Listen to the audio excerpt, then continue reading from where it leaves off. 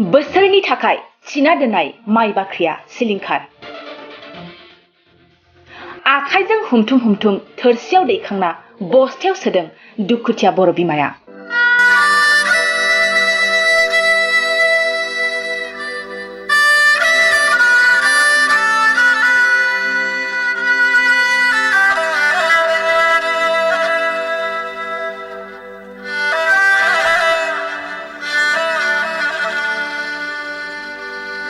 माइ बाख्रिल' खहा नङा, बोसोरसेनि थाखाय गायनाय आबादथिलियाबो सिलिंखार।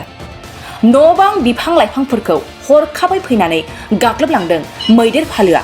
नंगौ, बाक्सा जिल्लानि बाथाबारि हाग्रा मावख'नि बेन्दोङाव थानाय जफादं ओनसोलनि दिरिङापुर गामिनि मन्जु गयारिनि थाग्रा न'जों लोगोसे माइरं जानो होननानै थिना दोननाय माइ आरो सौनानै दोननाय माइरंखौ जालांदों मैदेर फालोआ।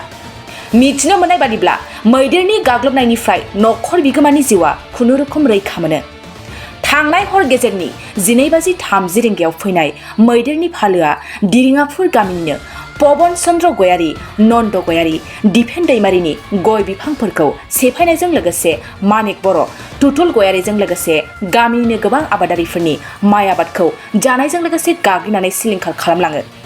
मानसि आरो मैदेरनि नारा-नाथा जुजिलायनाया दिनैनिल' बाथ्रा नङा, बे गोलाव समनिफ्रायनो सोलिबोनाय मोनसे गिदिर जेंना।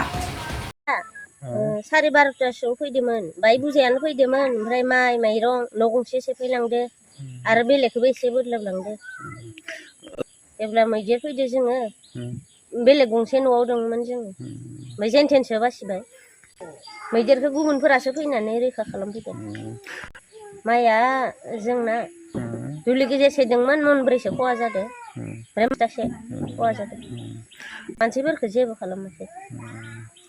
मैदेरखौ गामिनि मानसिफोरा बमा बायदिसिना गावनानै अर लानानै हरदो। बेबायदिनो बोसोरफ्रोमबो फैबाय थायो जोंहानिखै, खहा खालामबाय थायो, मैगं थाइगं गाख्रेबलाङो। बिदिनो औ खालामदों, बोसोरफ्रोमबो खालामो।